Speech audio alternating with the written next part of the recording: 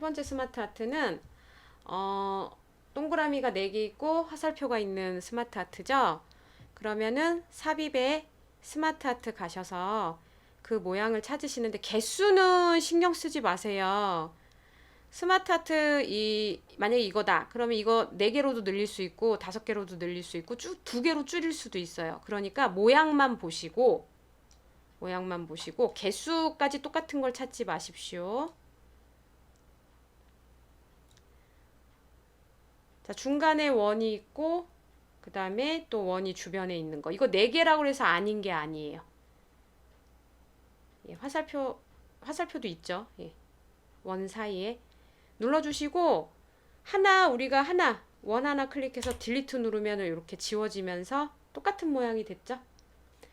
도형도 우리가 색깔 다 주듯이 스마트 아트도 색을 주셔야 돼요. 근데 스마트 아트는 색 변경이라고 이건 똑똑한 도형이잖아요.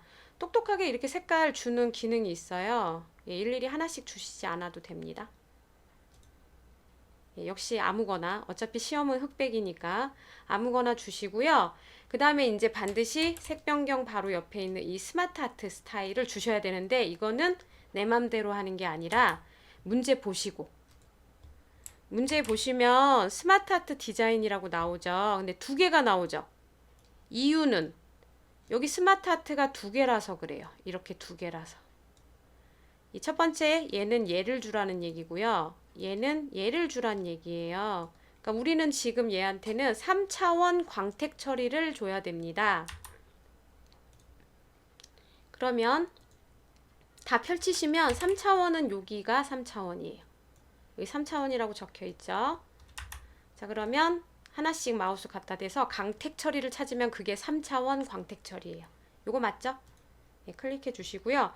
그리고 크기를 좀 줄일게요. 크기 줄이거나 이동할 때는 하나씩 도형을 하나씩 하는 게 아니라 전체적으로 하는 거예요. 그래야 이 모양이 흐트러지지 않습니다. 전체적으로 하시는 거는 반드시 은색 테두리. 이 밖에 보이시죠? 이거 은은하게 있는 이 은색 테두리. 여기를 클릭하시면 여기가 전체 선택이에요. 클릭하시고 이 모서리에서 크기를 조절을 해주시면 모양이 흐트러지지 않으면서 예, 크기가 조절이 됩니다.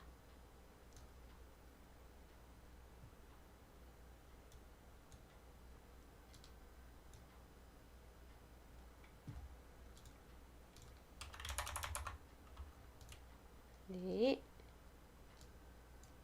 이게 최대한 이게 좀 크기를 크게 해야 되는 이유가 글씨 때문이에요. 글씨 나중에 18로 해야 되잖아요. 그러니까 무작정 작게 한다고 되는 게 아니에요. 일단 글씨 좀 써볼게요. 일단 쓰세요. 일단 쓰시고 어차피 글씨 크기 조절해야 되니까.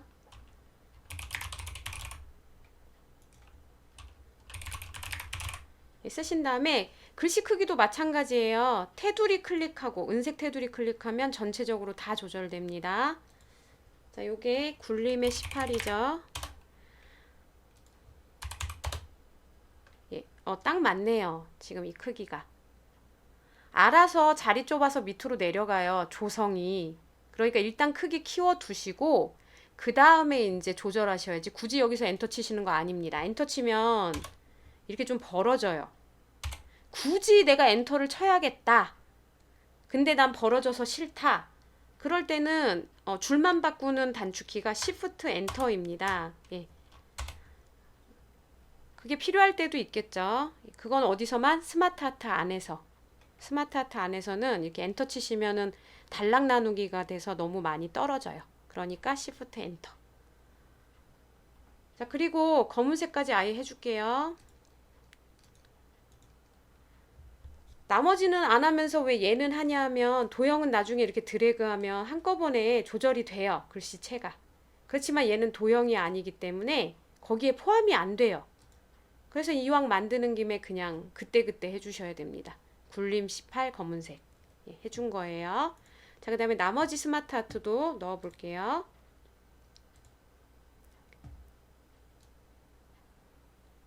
자, 자, 저것도 지금 저게 이렇게 3차원처럼 보인다고 해서 이렇게 입체적으로 보이죠? 이걸 찾으시면 안 돼요.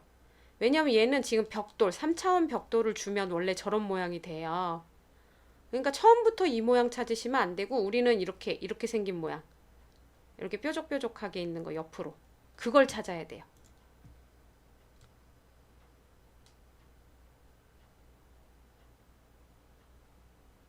자, 여기 있네요.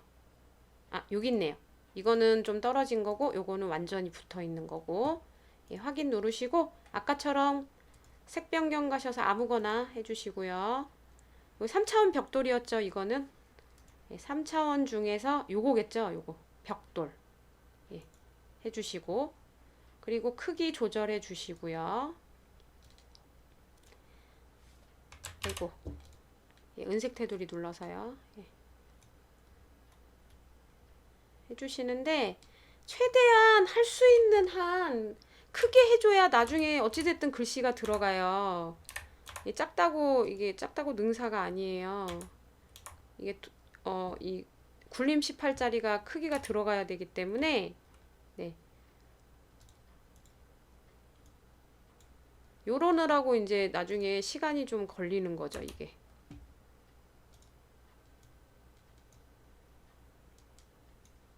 네, 됐습니다.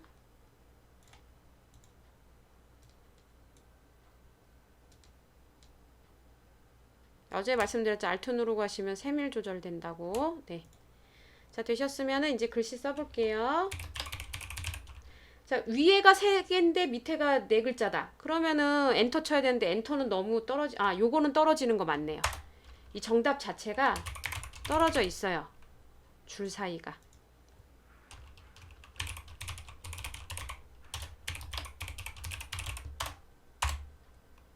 네, 그 다음에 이것도 써줄게요. 예, 쓰신 다음에 은색 테두리 누르시고 굴림에 18 해주시고 요거는 흰색이죠. 글씨색이. 그러니까 그냥 놔두시면 돼요. 자, 요렇게 스마트 하트까지 하셨으면 전체 다 드래그 하셔서 이제 도형 전체 다 해줄게요. 굴림 그 다음에 18 그 다음에 검정 해주신 다음에 특별히 검정이 아닌 게 항상 하나나 2개가 그래요. 어떻게 보면 함정이죠. 예. 마지막에 꼭 확인하셔서 그 흰색인 거는 따로 흰색으로 처리를 해주셔야 됩니다. 글자색을. 그리고 흰색으로 한 이도형은 좀 면색을 좀 진한 색으로 해주시면 글씨가 잘 보이겠죠. 예. 이제 다 됐습니다. 내용을 다 채우셨으면 나머지 문제 하셔야죠. 예, 그룹화 후 애니메이션. 자, 요 문제는 요거에 대한 문제예요. 여기 1번이라고 그랬잖아요. 1번이 요겁니다. 그 다음에 요 문제는 요거에 대한 문제예요. 각각 애니메이션 하기 전에 뭐 하란 뜻이에요? 그룹을 먼저 하란 뜻이죠. 그룹은 하나로 묶는 겁니다. 자, 그럼 먼저 해볼게요. 그룹을. 자, 왼쪽 거 이만큼을 그룹을 잡아야 되는데 여기서 이제 조심하셔야 되는 게 뭐냐면 스마트 아트예요. 지금 저도 그래요. 제 거 보시면 이렇게 드래그 했을 때 요 스마트 아트 은색 테두리 보이시죠? 요거는 선택이 됐어요. 근데 얘는 은색 테두리 안 보이죠? 이거 선택 안 됐다는 뜻이에요. 그러면 어떻게 하시냐면 얘를 이거 안에를 아무데나 클릭을 해보세요. 그럼 은색 테두리 보이시죠? 이렇게 보이시죠? 제가 너무 위아래로 크게 했네요. 위아래는 이렇게 클 필요가 없는데. 예. 여기서 위아래를 이렇게 아무리 이렇게 늘려봐야 크기는 똑같아요.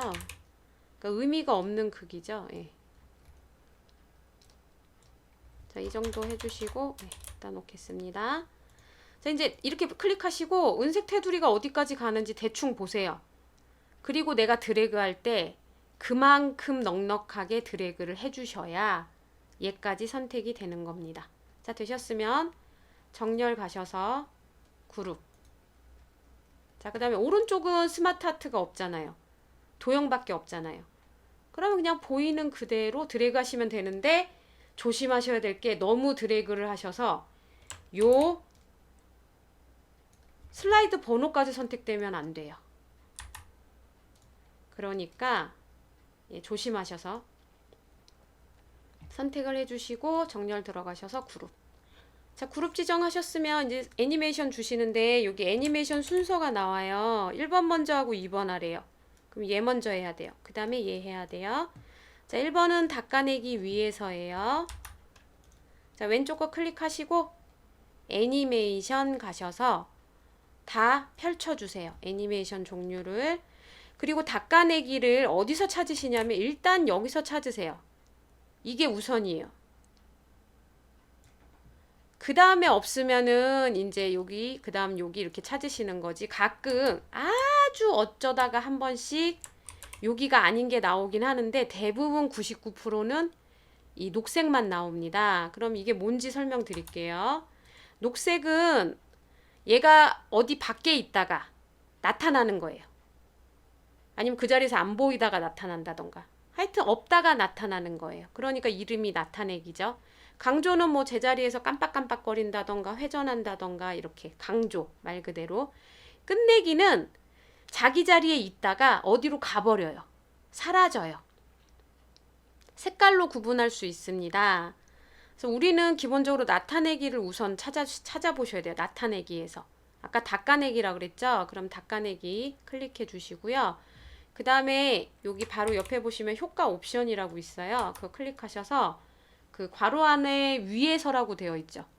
그 위에서 클릭해 주시면 왼쪽 끝. 자, 그 다음에 이제 오른쪽 거 클릭하시고 문제가 바운드예요. 그러면 녹색에서 찾으세요. 여기 바운드 있죠?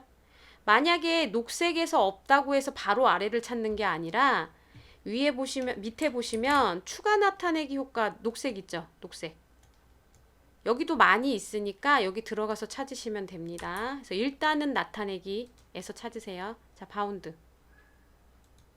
얘는 따로 옵션이 없죠. 그럼 이게 끝이죠. 다 만들고 나면 여기가 1번, 여기가 2번. 예, 맞죠? 순서가. 그러면 전부 다 문제를 풀어봤습니다. 문제를 다 푸신 다음에 반드시 쇼보기에서 확인을 하셔야 돼요. 어떤 걸 확인하시냐 하면은 이 편집 화면에서는 확인할 수 없는 것들이 있어요. 뭐 하이퍼링크라던가 아니면 동영상 그리고 아까 애니메이션 이렇게 대표적으로 세 가지. 그거 외에도 이런 일반적인 것도 큰 화면에서 보면 조금 더 잘 보이거든요. 본인이 뭐 틀린 게 좀 잘 보여요. 그러니까 반드시 쇼 보기를 한번 하십시오. 쇼는 단축키가 F5예요. F5 누르시면 1번 슬라이드부터 차근차근 확인할 수 있습니다. 자, F5 키를 누르시면은 전체 모니터에 꽉 차게 슬라이드 쇼가 시작이 됩니다.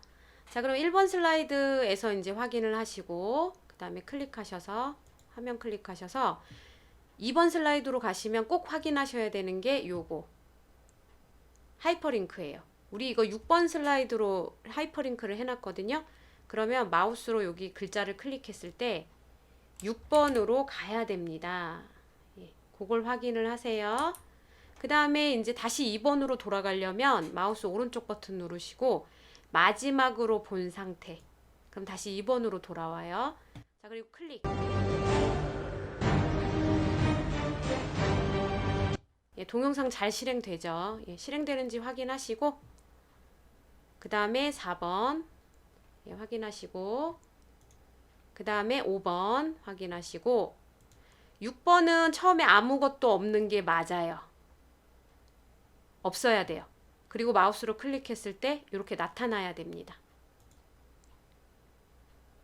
제대로 됐죠? 애니메이션? 슬라이드 쇼에서 빠져나오는 방법은 중간에도 빠져나올 수 있어요. 키보드의 ESC 키를 누르시면은 빠져나오실 수 있습니다. 그럼 다시 편집 화면으로 돌아오고요. 그러면 뭐 꼭 저장하시고요. 잊지 마시고 시험 보실 때는. 그래서 파워포인트는 좀 시간이 부족한 시험이니까 너무 세밀하게 하시려고 하지 마시고 큼직큼직한 거 그런 거에 좀 중점을 두고 작업을 하셨으면 좋겠어요. 그리고 연습을 좀 많이 하셨으면 좋겠고요. 그래서 지금까지 파워포인트 기출문제 풀이였습니다.